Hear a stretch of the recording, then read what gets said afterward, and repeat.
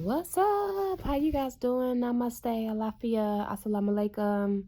What's happening? I hope you all had a great day. So I'm giving you your purple nightcap, and I apologize that it is so late, but I'm coming from this book entitled She Called Me Woman, Nigeria's Queer Women Speak Out. And basically it's a collection of testimonies about Nigerian queer women and the spaces they exist in, the struggles they face, and the injustices they encounter as well. I chose this book because I think it's a good idea. I think it's beneficial to your humanity and divinity that you have quit intelligence, just like you have cultural intelligence, spiritual intelligence, theological intelligence, whatever. I think it's beneficial because it will teach you and show you how to love your neighbor as you love yourself. And sometimes, no, well, all the time, loving your neighbor requires you to understand the spaces in which they exist, how they cope with their struggles and the injustices that greet them daily. So this is the reason why I chose this book. And I also think having queer intelligence will also help you dismantle any homophobia or transphobia that you may have, and may reveal to you true things about yourself as a way to liberate you. So in this first account, her name is enlisted, right, in the account, and I understand why, but because I am a womanist, because I operate from the perspectives, experiences, words, and works of women of color, and I understand the injustices that women face in the world, I named her, and I named her Dio. And it wasn't intent to, be disrespectful, but to give her identity while I talk to you all. And Dio is a Nigerian name that means joy. Joy will come. And as I read her testimony, as she stepped into the authenticity of her sexuality, she received joy. So this is why I chose Dio. But to give you context, and I'm only going to talk about one perspective of her testimony. I highlighted like 10, but I'm only going to talk about one for right now. But to give you context, she declared that she remembered living as a boy and how fun it was, right? But she also said that she loved movies that included lady stuff and all those things that ladies do. She said that her parents were okay with her interaction, although she was born a boy, but she was born a boy, but she also took a very vast interest into being lady things, doing lady things. She said in her teenage years, she started to wear unisex clothes. She started to wear perfume. She swayed when she walked, right? This is her embracing her femininity, right? And during this portion of her teenage years, her parents were okay with it. Before her dad divorced her father seemed okay with her sexuality and what she was embracing. Her mom seemed okay with her sexuality, as well as her two brothers. But something shifted in her story when people started to ask her mother, why is your son like this, or why does your son like that, right? And because all these opinions and questions bombarded her mother, her mother took those questions and bombarded Dio with them, right? So in other words, her mother received theological pressure from people that she shared space with as to why her son is acting like a woman or trying to be a woman. And that pressure transitioned to a form of disapproval towards Dio, right? And I think that's imperative to highlight because we give theology holds so much weight, right? And we always, back in the day, even in my grandmother's time, if the preacher said it, the pastor said it, it's gold, right? But that's not the space that many of us live in, knowing that we can think about theology for ourselves. And I remember growing up in a church. I didn't grow up in a church. Let me correct that. I grew up in my grandmother's living room. Her living room was the sanctuary. My grandmother's lap was my altar. You understand? And I started going to church around like 23, 24, all these Baptist churches. And I didn't know that I could think about theology for myself until I went to seminary, right? And even with that, my grandmother being a matriarch, I held on tightly to everything she said because in my eyes, my grandmother was God. But then when I started to think about theology for myself, even prior, before I went to seminary, me and my grandmother had great conflict because my theological perspectives no longer matched hers, right?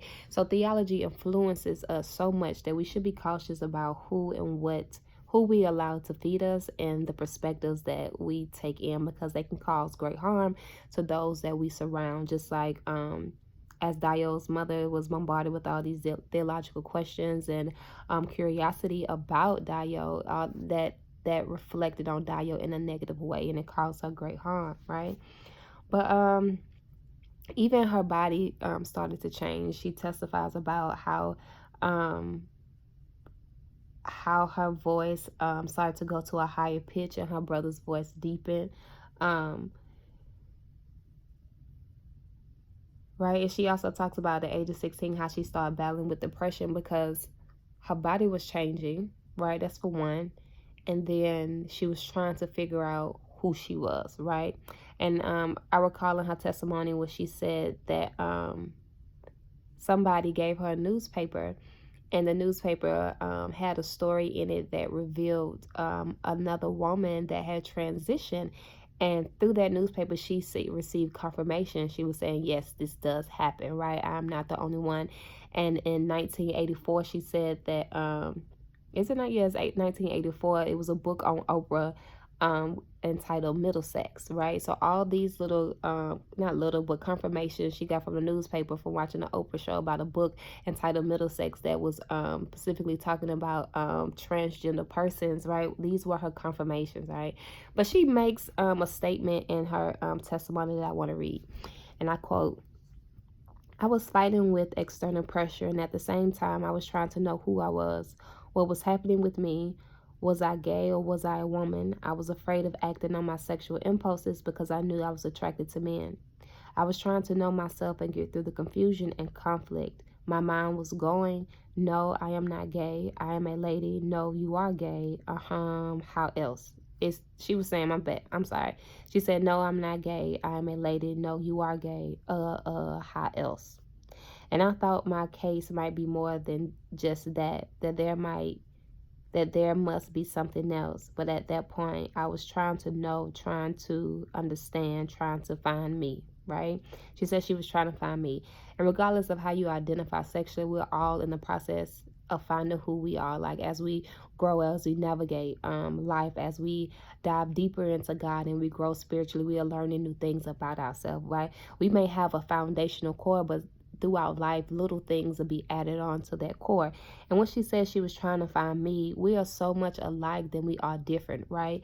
The fact that we have to humanize queer persons is problematic because we shouldn't have to humanize queer persons from the first place. In the first place, they are human, they are divine, just like any heterosexual person is, right?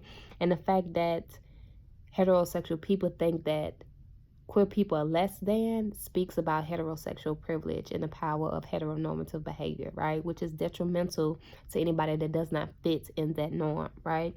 So I wanted to caution you to be very careful about your perspectives of other people and be cautious about the perspectives you operate in because they are a reflection of how you can possibly treat other people and the lack of love you may have towards them, the lack of respect, the lack of devotion, and all these things can cause you to dehumanize somebody else, right?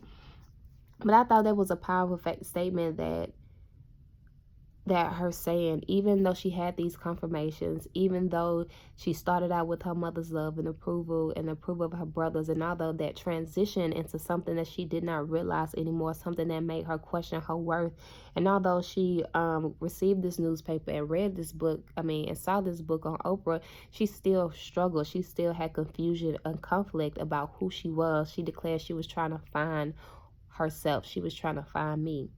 And many of us are in the same boat, doing the same thing, going through the same process. It may not be your sexuality, but it could be something else. There's a lot you can learn from the lives and experiences of queer people. I'm not saying treat them like test subjects because they're not test subjects. But what I am saying is that it's imperative that you listen to people who are marginalized, right? Anywhere you go in life, I don't care your ethnicity, I don't care about your spirituality, I don't care how you identify about anything. You cannot go anywhere in life and there not be a queer person. We intersect every area of society. So listen to us. Listen to us. We probably can help you find yourself better than you can by yourself. Listen and respect and humanize what has been dehumanized as an act of justice. Okay? Do the work.